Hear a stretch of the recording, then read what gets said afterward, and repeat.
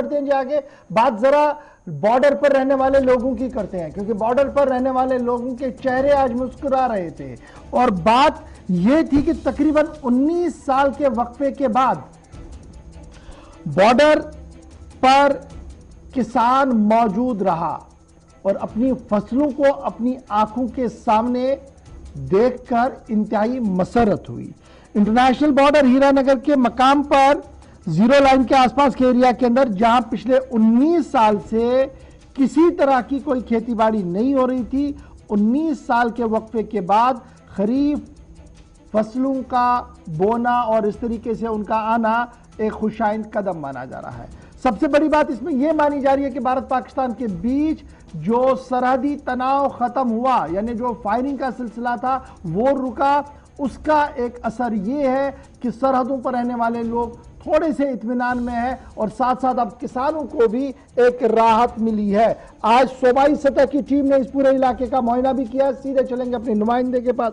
आसिफ रशीद मेरे साथ है। आसिफ, 19 साल के वक्फे के बाद किसानों के चेहरों पर खुशी, और यह कहा जा रहा है कि जब भारत पाकिस्तान का रिश्ता बेहतर हुआ, उसका ये एक गिफ्ट मिला है आज 19 साल के बाद।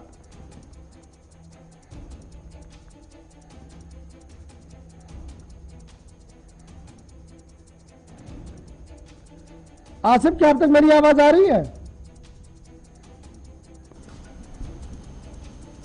आसिफ बताइएगा क्या कुछ पूरी खबर है, क्योंकि किसानों के चेहरे खिले हैं। 19 साल के बाद उन्होंने फसल लगाई है और आज सूबाई और जिला सतह के अफसरों ने हीरानगर का मुआयना भी किया, किसानों से भी गुफ्तगू की। बिल्कुल, देखिए इशफाक, भारत और पाकिस्तान पर आपको याद होगा कि जिस तरीके से तनाव था और पिछले साल 25 और 26 जनवरी को जो मुआहिदा तय पाया कि दोनों तरफ से फायरिंग रोकी जाएगी इंटरनेशनल बॉर्डर से एलओसी तक। एलओसी पर थोड़ी चीज़ें और आसान रहती थी, लेकिन इंटरनेशनल बॉर्डर पर चूंकि यहाँ आमने सामने दोनों अफवाज हैं और थोड़ा मुश्किल हो जाता। तो पिछले 20-22 सालों से और यहाँ तक कि सांबा और जम्मू के कुछ ऐसे इलाके थे जहाँ पर तकरीबन 28 से 30 सालों तक जो किसान जिनकी अपनी ज़मीन थी, सरहद के करीब थी, जीरो लाइन पर थी, वहाँ पर ना वो बुआई कर पाए थे, ना काश्तकारी कर पाए थे, किसी भी तरीके से खेतीबाड़ी का काम करने के यहाँ पर अहल नहीं थी, क्योंकि फायरिंग काफ़ी ज़्यादा होती थी, नुकसान काफ़ी लोगों ने उठाया है। लेकिन अब जाकर राहत तकरीबन 20 बरसों के बाद मिली है। आखिरी मरतबा 2021 में कठुआ हीरानगर के इस इलाके में जहाँ भारत पाकिस्तान की अफवाज आमने सामने है, और जीरो लाइन इसलिए भी इस एरिया को कहा जाता है क्योंकि ये वो एरिया होता है, वो रकबा होता है जहां पर ना तो पाकिस्तान की आर्मी और ना पाकिस्तानी रेंजर्स, ना इंडियन आर्मी या बीएसएफ जो इस तरफ से यहाँ पूरे सिस्टम को देख रेख करती है, सिक्योरिटी प्रोवाइड करती है, वो तमाम लोग उस जीरो लाइन में नहीं जा सकते, यानी गश्त भी वहां पर नहीं की जा सकती। उन एरियाज में जितनी भी जमीनें थे और जंगबंदी की खिलाफ वर्जी जब जब होती रही, उन सब के बीच में इंतजामिया की जानिब से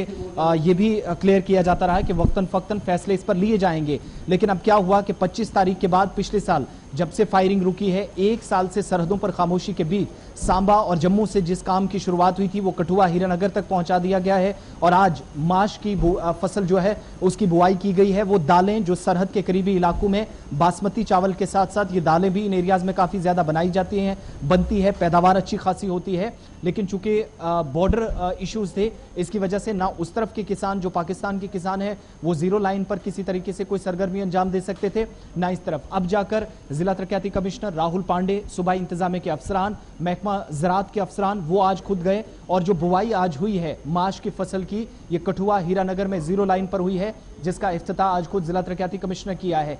इसके साथ साथ किसानों के लिए राह आसान नहीं है कि सिर्फ आप जाएं खेती बाड़ी करें। यहाँ पर सिक्योरिटी की बड़े इश्यूज हैं, टैकल करना होता है, पाकिस्तानी रेंजर्स के साथ राब्ता रखना होता है, किसी भी तरीके से गलती से कोई फायर ना हो, गलती से कोई ऐसी सरगर्मी ना हो जिसकी वजह से नुकसान कहीं पर भी किसानों को उठाना पड़े। अब जाकर क्या हुआ है कि महकमा ज़राअत की तरफ से भी कंसर्न डिपार्टमेंट को, बीएसएफ को और जो किसान हैं जो इन इलाकों के अंदर जिनकी ज़मीनें हैं उनको कहा गया है कि आपको बीज तो मिलेगा, खादें आपको दी जाएंगी, लेकिन जो लॉजिस्टिक सपोर्ट है, आलात हैं, जदीद टेक्नोलॉजी का इस्तेमाल किया जाएगा, क्योंकि इन एरियाज़ के अंदर माल मवेशी को बैल या भैंसों का इस्तेमाल करना ज़मीन की खेतीबाड़ी के लिए, बुवाई के लिए वो इंतहाई मुश्किल काम है।